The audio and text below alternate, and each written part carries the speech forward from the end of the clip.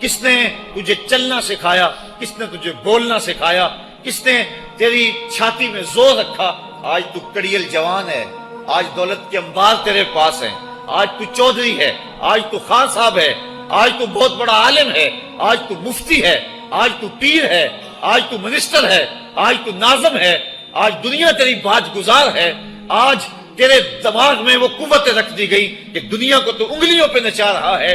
ذرا پلٹ کے دیکھنا پیچھے، ذرا پیچھے لوٹ کے تو دیکھ، تو چار پائی کے سہارے بھی چلنا نہیں جانتا تھا، پھر تجھے چار پائی سے چلنا سکھایا، پھر تو نے چلنا اور چلتا تھا، دو قدم تو گر پڑتا تھا۔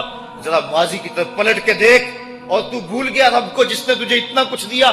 چل ماضی کی طرف پلٹ کے نہیں دیکھنا، مستقبل کی طرف ہی جھانک کے دیکھ لے۔ ایک وقت پھر دوبارہ تیرے اوپر ایسا آئے گا، پھر تیری بولتی بند ہو جائے گی، پھر تیرا چلنا بند ہو جائے گا۔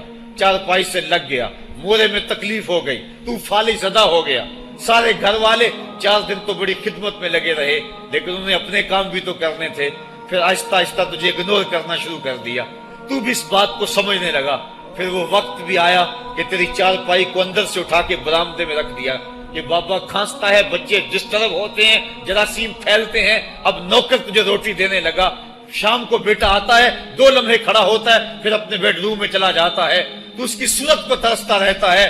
آج تیری زندگی اجیرن بن گئی، پھر تیرے اوپر ایسے حملے بیماریوں کے ہوئے، ایسی تکلیفیں ہوئیں، بول و براز بھی اوپر، لوگ ناک پہ کپڑا رکھ کے تجھے اٹھاتے ہیں۔ اس وقت تو اپنی زندگی سے تنگ آ گیا، تو کہتا ہے ڈاکٹر کو لگا زہر کا ٹیکہ، مجھے موت آ جائے۔ بتا ہم تجھے موت بھی نہ دیتے تو کیا کرتا؟ ہم نے تجھے زندگی دی تھی، یہ ہمارا احسان، اور اب تمہیں موت اگر دیں گے تو یہ بھی ہمارا احسان ہے۔ اگر تو تڑپتا تھا، تیری زندگی جو ہے وہ اجیرن بن چکی تھی، سارے تجھ سے تنگ آ گئے تھے، تیرے بیٹے بھی کہتے دعا کرو اللہ بابے کو پردہ دے دے، سارے تیرے پردہ مانگ رہے تھے، اب بتا کہ ہم تجھے پردہ بھی نہ دیتے تو کیا کرتا؟ ثم اماتہ فاقبرہ، شکر کر ہم نے تجھے موت عطا کر دی، فاقبرہ، اور پھر اس کے بعد تجھے قبر دی۔ کتا بھی تو مرا تھا، گھسیٹ کے روڑی پہ ڈال دیا، بکری بھی تو مری تھی، گھسیٹ کے روڑی پہ ڈال دیا، تجھے بھی روڑی پہ ڈال دیا جاتا تو کیا تھا؟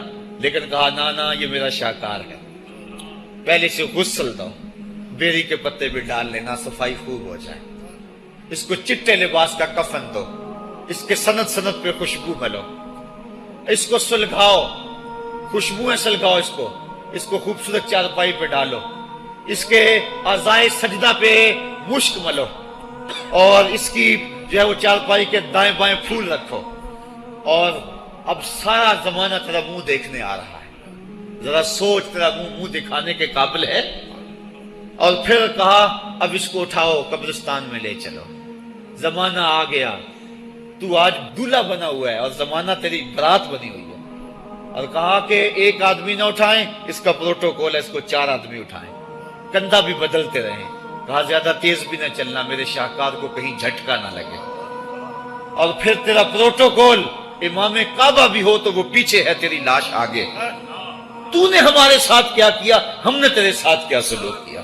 یا ایھا الانسان ما غرک بربک الکریم، ہم نے کہا اس کے لیے چھوٹا سا گھر بنا دو، اور اس کے اندر پردے میں اس کو رکھ کے اوپر سے مٹی ڈال دو، اوپر پھول ڈال لو، اور پھر اتنی دیر تک کھڑے رہو جتنی دیر تک اونٹ کو ذبح کرتے ہیں، اس کی کھال ادھیڑتے ہیں، اس کا گوشت بناتے ہیں، پھر اس کو تقسیم کرتے ہیں، اور پھر آؤ تو دعائیں شروع کر دو، کبھی کل کی محفل سجا دو، کبھی 10ویں کی، کبھی چہلم کی۔ اے انسان، تیرے ساتھ جو کچھ ہوا لوگوں کی نظروں کے سامنے تجھے رسوا تو نہیں کیا میں نے؟ یا ایھا الانسان ما غرک بربک الکریم، ذرا پیچھے پلٹ کے دیکھ لے، نہیں تو آگے جھانک کے دیکھ لے، تجھے کبھی تو شرم آئے گی، تو کہاں بھٹک گیا، کہاں بہہ گیا۔ آ جا اس کریم رب کی طرف جو 70 ماؤں سے زیادہ پیار کرتا ہے۔ آنا تو نے ہے ہی، آج نہیں تو کل آئے گا، تو کل جو پھر کفن میں منہ چھپا چھپا کے آتا پھرے گا، آج کھلے منہ ہی آ جا۔ آج میری رحمتیں تیرا بڑھ بڑھ کے استقبال کر رہی ہیں۔ روبی بن حراش ایک بزرگ ہوئے اور تابعی ہیں، تابعی وہ تھا جس نے صحابی کو دیکھا ہو، ساری زندگی ان کے چہرے پہ مسکراہٹ نہیں آئی، وہ کہتے تھے کیا خبر میرا انجام کیا ہوگا۔ شیخ سعدی فرماتے ہیں جب تو دنیا پہ آیا تھا نا تو روتا تھا، یہ سارے ہنستے تھے، بچہ جب پیدا ہوتا ہے تو اور اس کا رونا اس کی زندگی کی دلیل ہے. جب تک بچہ چیختا نہیں سارے پریشان ہوتے ہیں, آواز نہیں آ رہی, پتہ نہیں زندہ ہے کہ جو ہے وہ گوشت کا لوتھڑا ہے. جب بچہ چیختا سارے خوش ہو جاتے ہیں, مبارکیں دیتے ہیں, مٹھائیاں بانٹتے ہیں. تو اس کا رونا اس کی زندگی پہ دلیل. شیخ سعدی فرماتے جب تو آیا تھا تو روتا تھا یہ ہنستے تھے, ایسے زندگی گزار تو ہنستا ہوا جائے یہ روتے رہ جائے. یہ نہ ہو کہ روتا آیا تھا روتا ہی جانا پڑے تجھے. ربی بن حراش ساری زندگی نہیں مسکرائے, فرماتے تھے کیا خبر میرا انجام کیا ہوگا. وقت بیتتا گیا, آخر میں فوت ہو گئے. ان کا بھائی ربی بن حراش غسال کو بلا لایا کہ میرے بھائی کو غسل دو. غسال جب غسل دینے کے لیے داخل ہوا تو فوراً باہر پلٹ آیا. ربی پوچھنے لگا کیا ہوا ہے؟ کہا یار تیرا بھائی بڑا عجیب ہے. کہا ہوا کیا ہے؟ کہا نحنو نغتسلہ وہو یتبسم, ہم اسے غسل دیتے ہیں وہ آگے سے مسکراتا ہے. کہا اس نے قسم کھائی تھی جب تک اپنا اچھا انجام نہیں دیکھوں گا نہیں مسکراؤں گا. اس کو امام ابو نعیم نے حلیہ میں لکھا, روز الانف کے اندر امام سہیلی نے لکھا, قاضی ایاز مالک اندلسی نے شفا میں لکھا, اور اسی کو امام جلال الدین سیوطی علیہ رحمہ نے جو ہے وہ الخصائص الکبریٰ میں لکھا. کہا یا تیرا بھائی بڑا عجیب ہے, ہم اسے غسل دیتے ہیں وہ آگے سے مسکراتا ہے. تو اس نے قسم کھائی تھی جب تک اچھا انجام نہیں دیکھوں گا نہیں مسکراؤں گا. آج اس نے اپنا اچھا انجام دیکھ لیا تبھی تو مسکرا رہا ہے. 12 لوگوں کے 2 گروہ بن گئے. ایک کہنے لگے کہ یار یہ ویسے گڑی ہوئی بات ہے, بھلا کوئی بندہ مرنے کے بعد بھی مسکرا سکتا ہے. ایک گروہ کہتا ہے یار بندہ بڑا اچھا تھا, ہو سکتا ہے کہ مرنے کے بعد مسکرایا ہو. زندگی تو اس نے دکھ سے گزاری لیکن بعد میں تو سکھ ملا ہوگا. اتنے میں انہیں غسل دے دیا گیا اور لوگ اکٹھے ہو کے ان کے گھر آ گئے. انہیں کفن دے کے پٹڑے پہ ڈال دیا گیا. ربی بن حراش نے جب لوگ باتیں کر رہے تھے, کوئی کہہ رہا تھا صحیح ہے کوئی کہتا ہے غلط تھا, تو اس نے کفن سے ہاتھ باہر نکالا اور لوگوں کو کہا السلام علیکم. لوگوں نے کہا وعلیکم السلام, اتتکلم بعد الموت, عجیب بات ہے مرنے کے بعد باتیں کر رہے ہو. قال نعم اتکلم بعد الموت, کہا ہاں ہاں میں مرنے کے بعد ہی باتیں کر رہا ہوں. عرش فرش تے بانگا ملیاں تے مکے پہ گیا شور, بلے شاہ سا مرنا نہیں تے گور پیا کوئی ہور. فَلَنُحْيِيَنَّهُ حَيَاتًا طَيِّبَةً, ان کو حیات طیبہ بخش دی جاتی ہے جو اللہ کے نام پہ اپنی زندگی گزار دیتے ہیں. میرا رب کہتا ہے کہ میں ان کو مرنے نہیں دیتا, ان کو ستھری اور پاکیزہ زندگی دیتا ہوں. اور اقبال کہتا ہے فطرت ہستی شہید آرزو رہتی نہ ہو, خوب تر پیکر کی اس کو جستجو رہتی نہ ہو. موت کو سمجھا ہے غافل اختتام زندگی, یہ ہے شام زندگی صبح دوام زندگی. تو کہا ہاں ہاں مرنے کے بعد باتیں کیا ہوں. لوگوں نے کہا بتا پھر تیرے رب نے تیرے ساتھ سلوک کیا کیا. تو ربی جو فوت ہو چکا ہے کہتا ہے استقبلنی ربی غیر غضبان واستقبلنی بروح و ریحان. کیا پوچھتے ہو, اس کے قدرت والے چہرے پہ کوئی غصہ نہیں تھا. اس نے روح و ریحان کے پھولوں کے ہار میرے گلے میں ڈالے. لوگوں نے باتیں پوچھنا شروع کر دی. موقع مل گیا ایک مردہ بول پڑا, کوئی ادھر کی پوچھ رہا ہے کوئی ادھر کی پوچھ رہا ہے. امام ابو نعیم لکھتے ہیں کہ جب لوگوں نے سلسلہ کلام طویل کر دیا تو ربی بن حراش نے کہا اجلوا بی ولا تؤخروا بی لان ابا القاسم ينتظر علی الصلاۃ, دیر نہ کرو مجھے جلدی جلدی قبرستان میں لے جاؤ, تم مجھے باتوں میں لگا رہے ہو. امام الانبیاء میرے جنازے کا انتظار فرما رہے ہیں. لوگوں نے جنازہ پڑھا اور اپنے گھروں میں آنے کی بجائے سیدھا ام المومنین حضرت عائشہ صدیقہ رضی اللہ تعالی عنہا کی چوکھٹ پہ چلے گئے اور جا کے سارا ماجرا کہا. وہ ابھی باقاعد حیات تھی. کہا ایک آدمی نے مرنے کے بعد یوں باتیں کی ہیں, آپ اپنی رائے بتائیں کہ یہ کیا ہو سکتا ہے. تو ام المومنین رضی اللہ تعالی عنہا نے فرمایا تم کیوں پریشان ہو گئے ہو, میرے سرتاج آقا فرما گئے ہیں کانا رجل من امتی یتکلم بعد الموت, میری امت میں ایسے مرد بھی ہوں گے جو مرنے کے بعد باتیں کیا کریں. تو وہ لوگ جنہوں نے اپنی زندگی اللہ کے نام لگا دی اور اس کے ذکر کے نام لگا دی, وہ مرنے کے بعد بھی ابدی اور سرمدی زندگی پاتے ہیں. اور جو لوگ اللہ سے بے بہرہ ہیں, اس کی خشیت سے جن کا سینہ خالی ہے اور دین کا چراغاں جن کے سینے میں نہیں ہے, وہ چلتے پھرتے بھی مردہ ہیں. ان کے سینے میں دھڑکتا ہوا دل تو ہے لیکن تمانیت کا نور اس میں نہیں رکھتے ہیں. وہ دھرتی کے اوپر چلتے تو ہیں لیکن دھرتی کا بوجھ ہیں. لیکن یہ لوگ وہ دھرتی کی چھاتی میں ہیں لیکن دھرتی کا وقار ہے. ان کی قبروں سے بھی زندگی پھوٹ رہی ہے اور ضیائیں پھوٹ رہی ہیں. میں جب بھی کبھی لاہور گیا ہوں تو ایک منظر مجھے اپنی طرف کھینچتا ہے. جب میں دریائے راوی کے اس پار ہوتا ہوں تو میں ایک قبر دیکھتا ہوں جس پہ حسرتیں برس رہی ہیں. وہ بر صغیر کا مطلق العنان حکمران جس کی کے اشارہ ابرو سے ہندوستان کی تقدیر بدلتی تھی، آج چند تاش کھیلنے والی ٹولیاں اس کی قبر پہ بیٹھی ہیں. اس کی محبوب بیوی جو بادشاہ کے پیچھے بیٹھتی تھی اور پردہ پیچھے لٹک رہا ہوتا، بادشاہ کا کوئی فیصلہ اسے ناگوار ہوتا، پیچھے سے وہ کمر ٹھونکتی، بادشاہ فیصلے بدل لیتا. جس کے اشارہ ابرو سے ہندوستان کی تقدیر کے فیصلے تبدیل ہوتے تھے، اس کی قبر بھی ساتھ ہی اندھیرے میں ہے. اور اس کی بیٹی کی قبر کے اوپر زیب النساء کے مقبرے پہ لکھا ہے: بر مزار ماں غریباں، نہ چراغے نہ گلے، نہ پرے پروانہ سوزد، نہ صدائے بلبلے. ہم غریبوں کی قبر پہ کون چراغ جلانے آئے گا، کون پھول ڈالنے آئے گا؟ نہ کوئی بلبل گیت گانے آئے گی اور نہ کوئی پروانہ پر جلانے آئے گا. یہ وہ جو مطلق العنان تھے، یہ ان کی قبر کی کہانی سنائی. اور جب میں دریائے راوی کا کنارہ پار کرتا ہوں تو ایک لوح مزار وہ بھی ہے جہاں جلی حروف میں لکھا ہے: گنج بخشے فیض عالم، مظہر نور خدا، ناکساں پیر کامل، کامراں را رہنما. جب زندگی ایک طرح کی نہیں ہوتی تو پھر موت بھی ایک طرح کی نہیں ہوتی. جب دنیا پہ رہنے والے لوگ ایک طرح سے زندگی نہیں گزارتے تو ان کی برزخ بھی ایک طرح کی نہیں ہوتی. تو یہ ہیں وہ لوگ جن کی قبروں پہ آج بھی چراغاں ہیں، جن کے نام کا آج بھی تنتنا ہے.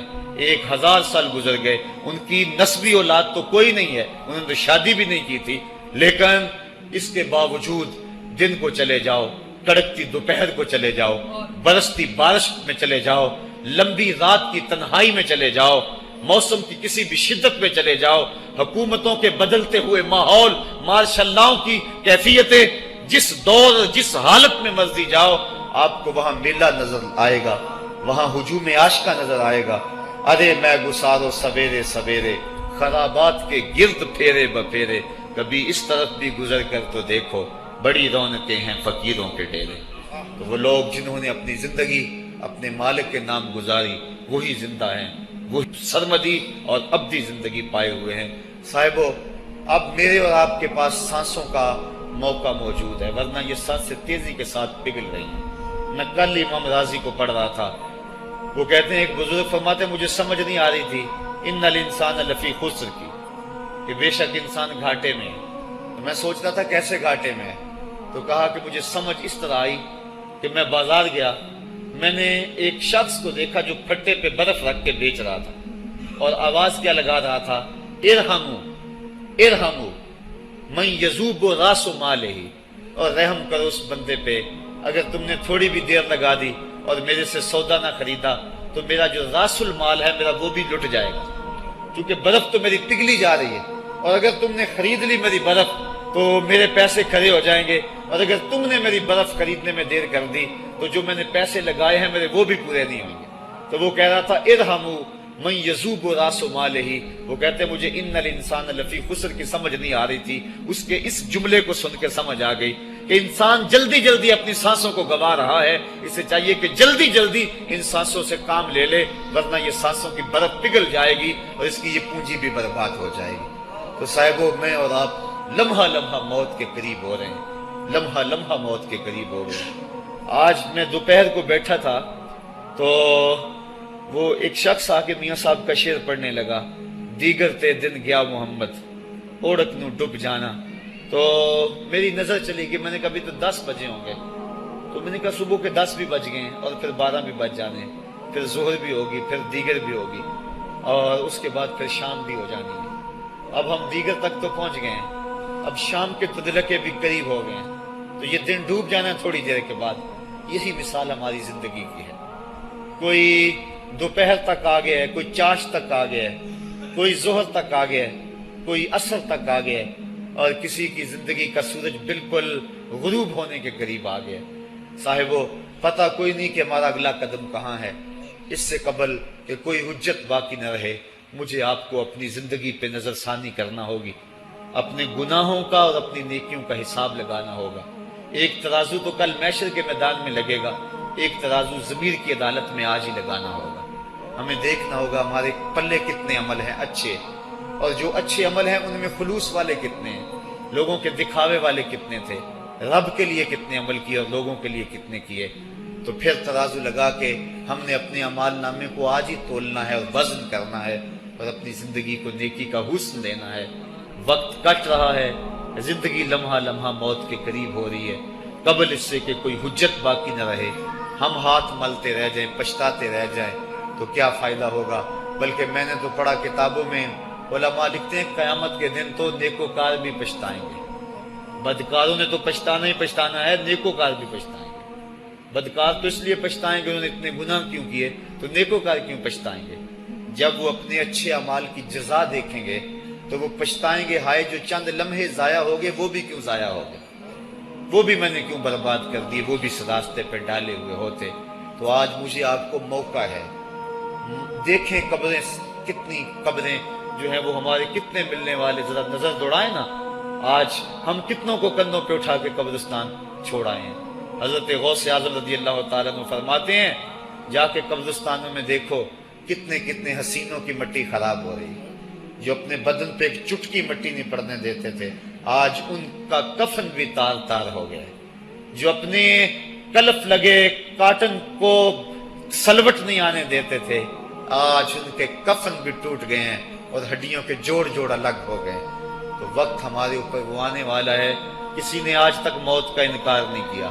میں نے لوگوں کو خدا کا انکار کرتے دیکھا، آپ نے بھی دیکھا، لیکن کوئی موت کا آج تک انکار کرتا نہیں دیکھا گیا. موت اپنا آپ منوا لیتی ہے. میں اور آپ موت کے بتدریج قریب ہو رہے ہیں. ہمارا اٹھنے والا ہر قدم ہمیں موت کے قریب کر رہا ہے. تو قبل اس سے کہ وہ وقت آ جائے اور کوئی حجت باقی نہ رہے اور ہم ہاتھ ملتے رہ جائیں. وقت پر کافی ہے ایک قطرہ بھی آب خوش ہنگام کا. جل گیا جب کھیت برسا می تو پھر کس کام کا، پھر تو پچھتاوا ہی ہوگا.